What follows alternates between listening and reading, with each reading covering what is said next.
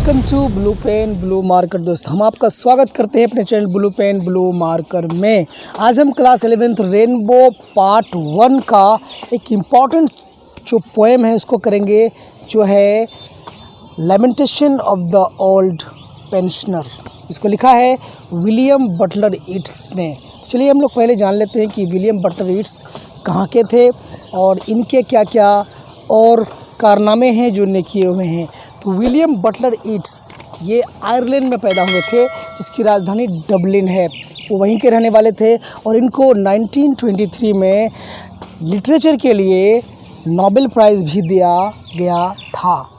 Poem को लिखा है क्या, lamentation of the old pensioner. नाम से ही क्लियर है, जाहिर है कि एक विलाप है, एक अफसोस करते हैं। कौन करते हैं? Of the old pensioner. Old माने बूढ़ा, जो बूढ़ा हो जाता है। पेंशनर माने जो पेंशन के पैसे पर ज़िंदा रहता है।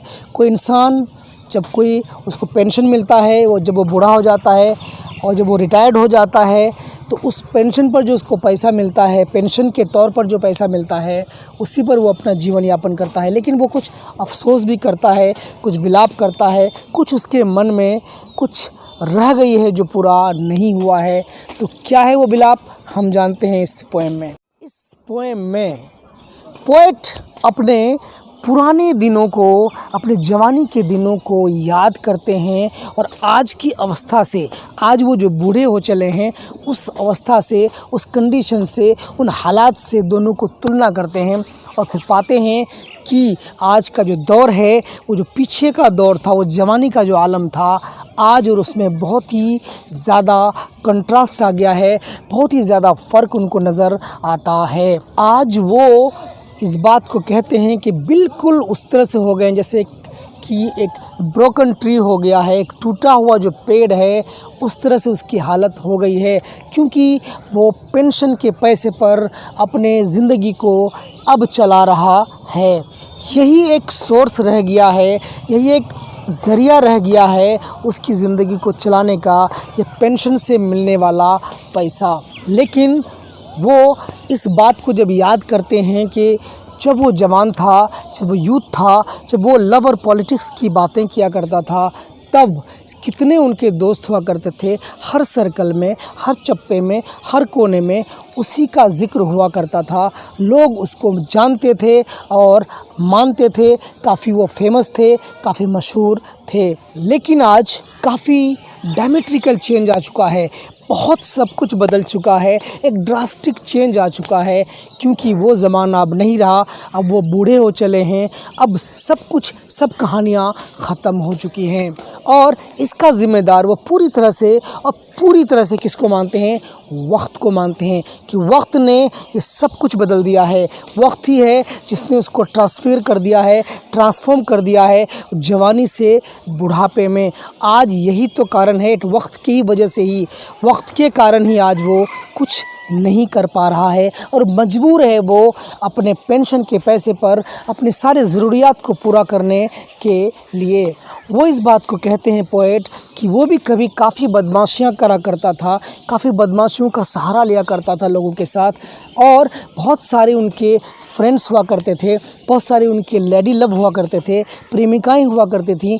लेकिन आज वो प्रेमिकाएँ अगर उनको देखेंगी, वो उनकी तरफ अपना नज़र भी करना नहीं चाहेंगी, क्योंकि वो ओल्ड हो चुका है, बूढ़ा हो चुका है।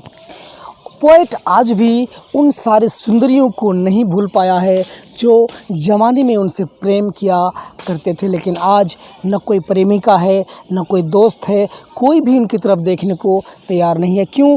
ये सिर्फ़ और सिर्फ जो विलेन का काम किया है, जो खलनायकी का काम किया है, ये वक्त ने किया है, समय ने किया है। समय ने उसको उस मोड़ पर लाकर खड़ा कर दिया है जहाँ उसमें अब कोई मज़ा नहीं रहा, उसमें अब कोई अट्रैक्शन नहीं रहा, उसमें अब कोई बात ऐसी नहीं रही जिसको कोई उसकी तरफ देखना पसंद करे, जैसा कि वो ज़माने में हुआ करता। पूरी तरह से समय को ज़िम्मेदार मानता है।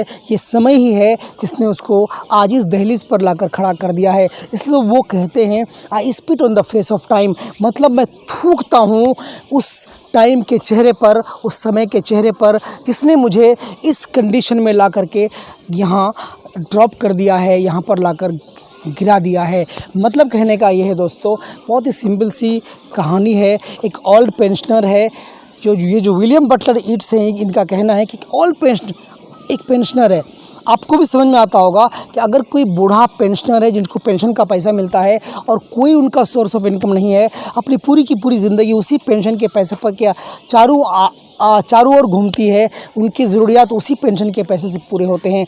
फिर वो अपने जवानी के दिनों को याद करता है कि वो किस तरह से बदमाशियाँ किया करता था, कितनी तरह से लोगों में चर्चे में रहा करता था, इनकी प्रेमिकाएं हुआ करती थी। लेकिन आज वो अपने आप को पाता है, आज वो उस जगह पर खड़ा है जहाँ उसकी तरफ कोई भी देखना पसंद नहीं करता है। आज वो टेस्टलेस हो गया है, बेमज़ा हो गया है, बूढ़ा हो गया है। उसमें अब कोई बात ऐसी नहीं रही जिसको कि वो अपनी तरफ किसी को अट्रैक्ट कर सके या उसको अपनी तरफ खींच सके। वो पूरी तरह से वक्त को ज़िम्मेदार मानता है कि वक्त ही है जो इसने हमको इस पोजीशन पे लाकर खड़ा कर दिया है। इसलिए वो कहता है कि मैं थूकता हूँ इस वक्त के चेहरे पर जिसने मुझे इस दहलीज पर लाकर खड़ा कर दिया है। तो पूरी की पूरी कहानी वक्त के आसपास घूमती है।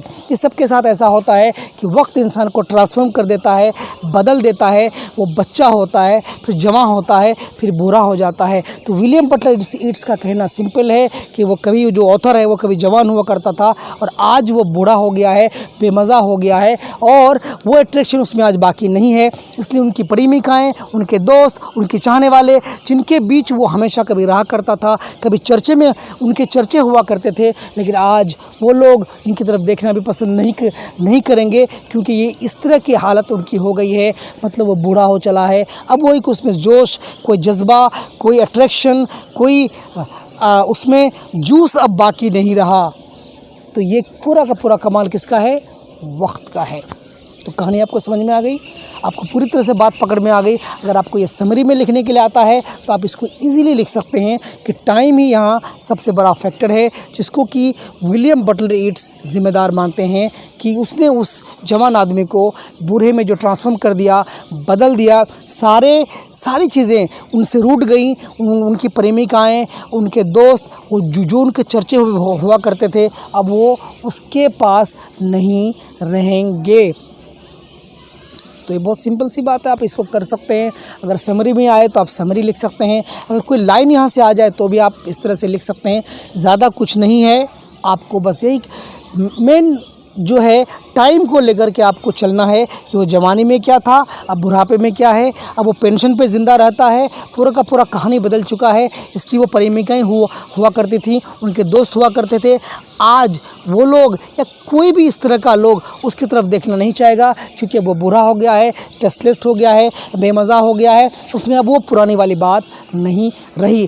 तो अब जो पुरानी वाली बात नहीं रही तो पूरा ये जो ऑथर है पूरा टाइम को ज़िम्मेदार मानता है, समय को ज़िम्मेदार मानता है कि समय ही है जिसने उसको बर्बाद किया है। इसलिए वो कहता है कि मैं थूकता हूँ इस समय के चेहरे पर। कहानी आपको पकड़ में आ गई। तो यही है सारा का सारा समरी। ये सेंट्रल आइडिया, जो सेंट्रल थीम है इस पोएम का, इसी के टाइम के आसपास घूमता रहता है। वैसे किसी ने एक अच्छा गाना भी आपने सुना होगा कि वक्त के कला और राज, वक्त के दिन और रात, वक्त का हर शय गुलाम, वक्त का हर शय पे राज। आदमी को चाहिए वक्त से डर कर रहे, न जाने कब वक्त का बदले मिजाज। तो कहने का मतलब है कि वक्त का मिजाज कब बदल जाए, वक्त किसको कहाँ से कहाँ लेकर आ जाए। वक्त तो ऐसा है कि बड़े बड़े राजाओं महाराजाओं को फ़कीर, गरीब बना दिया है और छोटे छोटे गरीब लोगों को एक बिल्कुल तख्त ताज तक पहुंचा दिया है। तो ऐसा तो ये वक्त है ना दोस्तों, ऐसा तो हो सकता है। तो यही है वक्त का पहिया किधर घूमेगा किसी को नहीं पता। चलिए, यही था, कुछ एक्स्ट्रा मैंने आपको बता दिया। बट ये थीम जो है, ये वक्त का थीम, ये जो the lamentation of all pensioner में विलियम बटलर ईट्स ने कहा है, आप समझ गए कहानी। लेमेंटेशन में विलाप करता है, पछताता है, अफसोस करता है, किस पर? वक्त पर, कि किस तरह से वो वहाँ से यहाँ आ गया। किसका पछतावा है ये? ओल्ड पेंशनर का, मतलब एक बूढ़े पेंशनर का जो पेंशन के पैसे पर ज़िंदा है, अपने ज़रूरतों को पूरा कर रहा है। चलिए, आपको एक्सप्लेनेशन कैसा लगा आप हमें कमेंट करके बता सकते हैं। टिल देन तैयारी करिए। Bye, take.